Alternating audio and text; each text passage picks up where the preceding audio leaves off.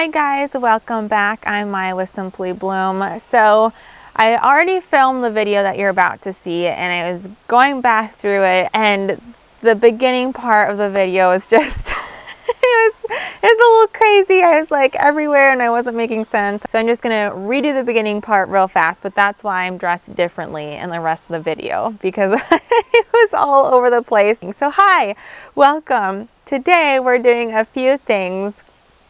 I had a tree fall down. My red Splder flowering crab is kind of like a main focal point in my garden. It was an absolutely beautiful tree. So kind of sad that we lost it. However, it's sending up suckers from the bottom. And there was a nice clump of suckers. So I went through and braided it. So you'll see me do that. I'm braiding the trunk. I've seen pictures of I think it's mainly willows that are braided. I'll pop a few different pictures up here.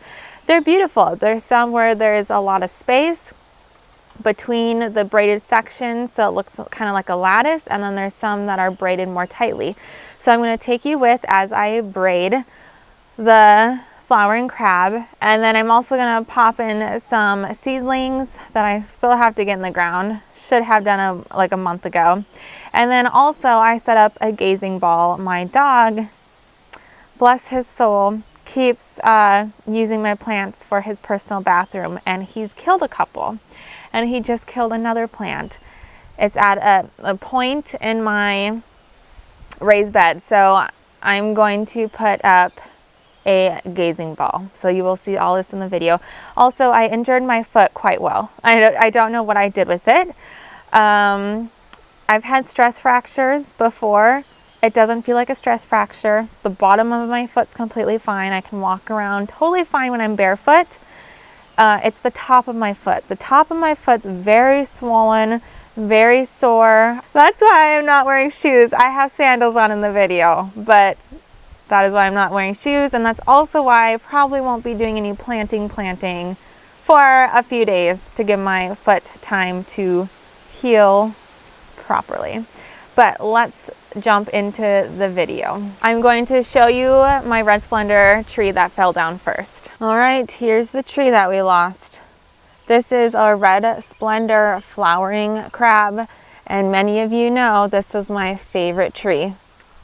Now this was, the trunk was damaged. It was damaged, it was cracked. You can see where it cracked right here. This cracked couple years ago, 2 years ago, and my husband kind of like staked it up, and he screwed, you can see where one screw is, he screwed boards to it to kind of try to support it, and it worked for 2 years. We held it off, and then the board stopped here, and the tree just full on broke right where the board is. But I found it very interesting that the name is red Splder, and if you take a look at the underside of the bark, it is red. I have never seen anything like this before. Look at that beautiful red coloring. I guess that's where it gets the name red Splder. I always thought it was from it has kind of reddish pinkish flowers. I always thought that was what it was from, but apparently not. It's from the bark. Underside of the bark. Wow, look at you go. So we have all of these suckers coming up. So my husband said, what if for fun you try to just braid them together? I'm not sure how many are here. There's quite a few. So I'm going to just try to braid them. I'm going to see if he can chop this trunk out, the old trunk, before I braid it. Well, I might be able to do it. I could probably braid it before he does that. So that's a project that we have. But in the meantime, look at this. Oh my goodness, I love this bed. Marble Rose, Salvia, Itobartzella Peony, Eustachiavi Rose, beautiful poppy, and it kind of repeats itself. More Marble Rose, Salvia, Bartzella. I cannot believe the amount of blooms I've had on my peonies. I need to deadhead it a little bit, but absolutely beautiful. And this rose, oh, gorgeous. So tree is first project. I'm gonna haul over, well, I don't know. I should haul those over, but we'll see. My foot's really sore. So we're gonna braid those. All right, so we have our suckers here. I wonder if I should trim off the lower limb, like the lower branches. I just don't know how far up to go. 1, 2, that one's dead. 3, 4, 5. We have 5 decent sized suckers, and then, oh wait, 6, did I miss that? 2, 4, 6, and then a couple really spindly ones. So I think I'm gonna use the 6 decent size. I'll put like 2 together and do a 3-strand braid, if that makes sense. I'm gonna clip off the suckers here, or the branches, and we're going to start to braid them together. And then I have this garden twine that when I get to the top, I will loosely tie on, tight enough where it won't unravel, but loose enough where as the tree grows, it's not gonna kill it. And then as it continues to grow, I will most likely, I don't know if you can see my head, I'll probably like undo the tie and keep twisting and braiding. That's the plan. Okay, so I'm taking out this one because it's not doing well, that sucker. And all of these branches I'm going to kind of prune off just to make the braid go a little bit smoother. Take this off too.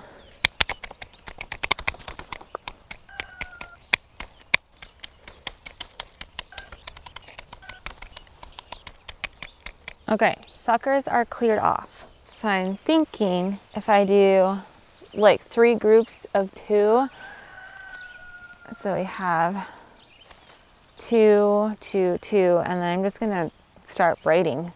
So I'm gonna take the 2 outsides, put 1, move it to the middle, but I should get this ready first. And I'm gonna braid it like decently snug, but not to the point where I won't feel like they're gonna break. Is this big enough? Yeah, okay. This is a complete experiment. And if it doesn't work, then we just take it out and plant a new one. But this will be really fun to see because I have looked up pictures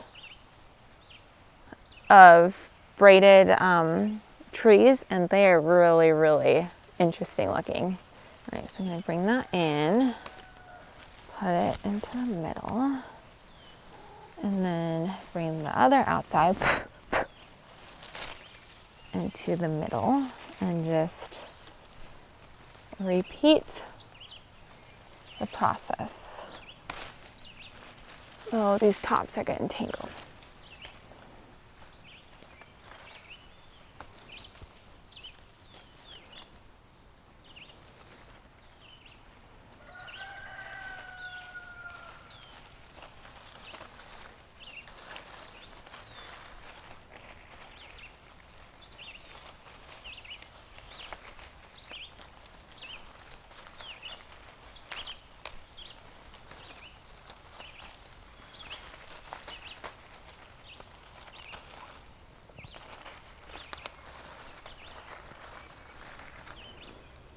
Okay, I'm not sure what you can see, but I have it braided up to where my hands are, so I'm just going to take the twisty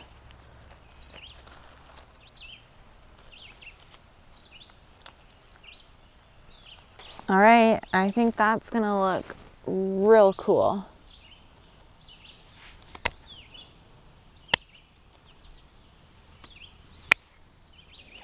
You know, my husband said I should use the old trunk to like support it.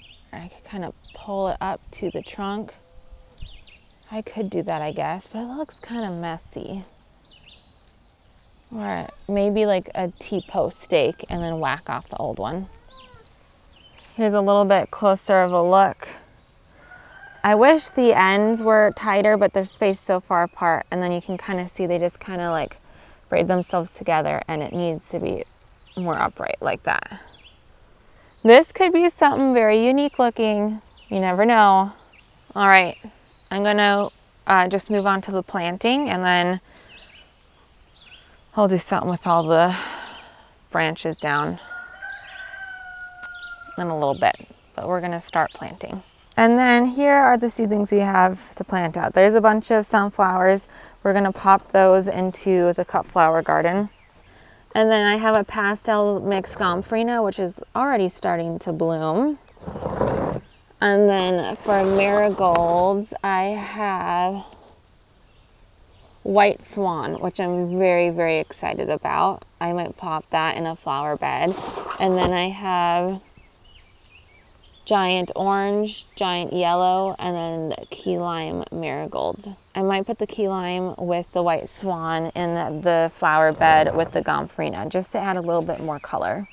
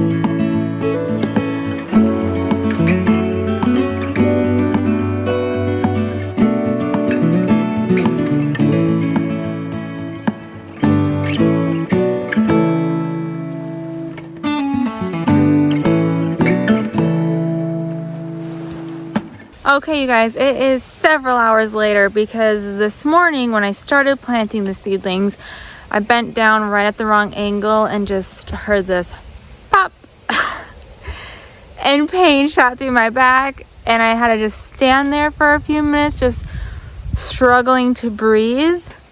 So I did something wrong to my back.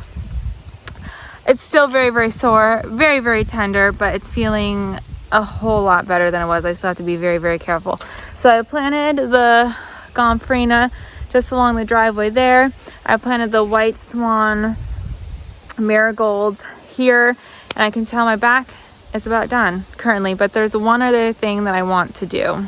So I had a dahlia here. My husband must have dug it up because I didn't, and now it's gone. It was a little container dahlia, very pretty orangey red color, and I thought it would look so pretty flanked by serendipity alliums, you know, because the orange looks great with the purple. Well, my dog, that one who's currently running away, he's leaving the scene. He keeps peeing on it, using it as his little bathroom, and killed it. Completely fried it. Unbelievable. That's the second plant he's done that to. And I know whatever plant I put right in the middle, right at the point, he's just gonna continue to use it for his personal bathroom. So we got a gazing ball. You can see me. Hey. Honestly, I've never had one of these in my garden before. Typically, I always kind of just prefer the look of plants, maybe some fountains, a bird bath.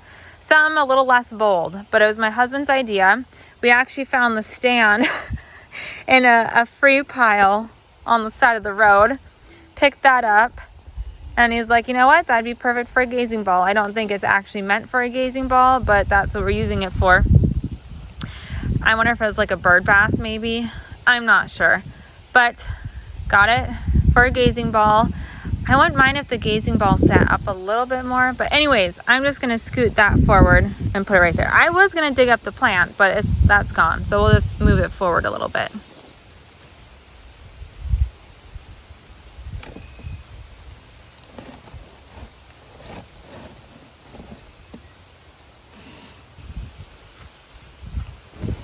It's better than having a dead plant. I saw my fan. I wish it was maybe like half the height like chop it down that far. I might get a different stand. I like this one because it was free, but I'm just not a huge fan of the way that looks. I don't know, but hopefully, I mean, hopefully that will keep him from peeing on other plants. If he pees on that, bummer, but at least it won't be a dead plant.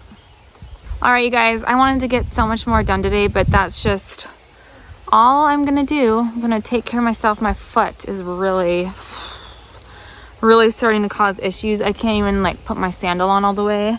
It's barely on, just so I'm not walking barefoot at this point. So we'll see what happens with that. We will see. I hope you guys all have a great day, and I will see you next time. Bye.